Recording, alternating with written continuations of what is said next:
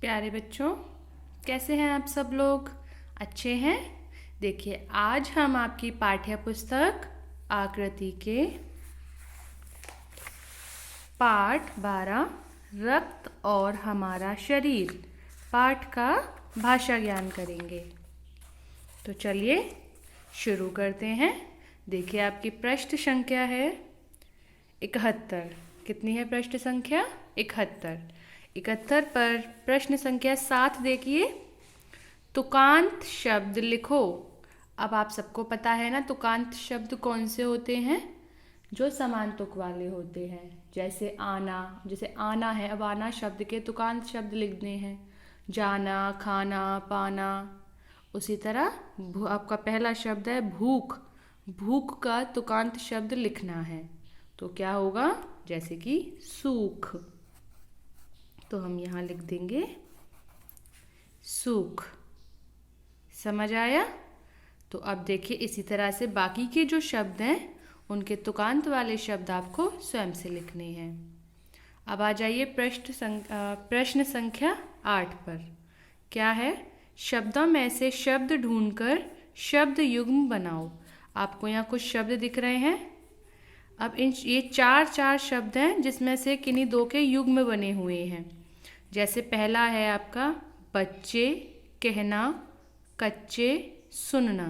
जैसे भी आपने तुकांत वाले शब्द लिखे उसी तरह आपको ये तुकांत वाले शब्द छांटने हैं। एक तरह से तुकांत वाले नहीं है, वो शब्द युग्म यानी एक जैसे होते हैं।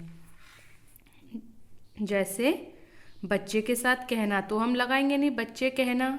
बच्चे कच्चे, देखिए बच्चे कच्चे। उसी तरह कहना सुनना, तो यहाँ है कहना सुनना। ऐसे आप ख वाला देखिए, इसमें आपके कौन कौन से शब्द हैं? खाता, क्रय, पीता, विक्रय। तो खाता के साथ खाता क्रय तो होगा नहीं, खाता पीता। तो हम यहाँ लिख देंगे खाता पीता। और दूसरा शब्द कौन सा बनेगा? क्रय विक्रय। दूसरा शब्द युग्म है आपका क्रय विक्रय। ओके, इस तरह से आपको बाकी के जो दो हैं वो खुद करने हैं। अब प्रश्न संख्या 9 देखिए।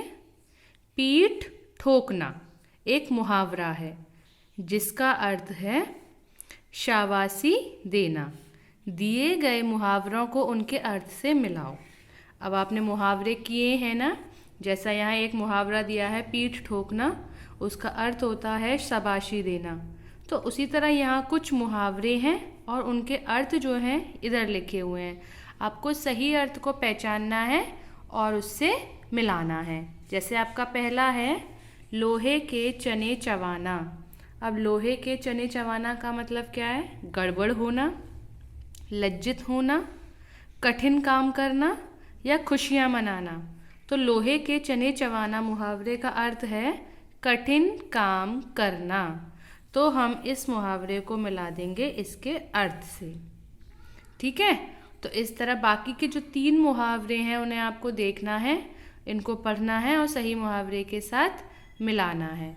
अब देखिए प्रश्न संख्या 10, वाक्य प्रयोग करो। आप हर चैप्टर में आप वाक्य प्रयोग करते हुए अब तक आ रहे हैं। अब इसमें क्या है? देखिए शब्द हैं, जो शब्द दिए होते हैं वो वाक्य में आने चाहिए। अब जैसे आपका पहला है सूक्ष्मदर्शी, तो सूक्ष्मदर्शी को लेकर आपको एक वाक्य बनाना है जिसमें सूक्ष्मदर्शी शब्द आ जाए। तो कुछ भी बना सकते हैं आप। तो जैसे है आपका सूक्ष्मदर्शी को लेकर के, सूक्ष्मदर्शी के द्वारा हम छोटे छोटे जीवों को देख सकते हैं। देखिए अब इसमें सूक्ष्मदर्शी शब्द आया ना। इस तरह से बाकी के जो शब्द हैं उनको लेकर आपको वाक्य प्रयोग करना है और उन वाक्य प्रयोग में ये दोनों शब्द आपके आना चाहिए। ठीक है, तो इस तरह अब आपको करना क्या है, आपका गृह कार्य है, आपको प्रश्न संख्या 71 पर प्रश्न संख्या 7, 8, 9 और 10 अपनी किताब में ही करना है। अगली कक्षा में हम अगले पाठ के बारे में पढ़ेंगे। तब तक के लिए बाय बाय।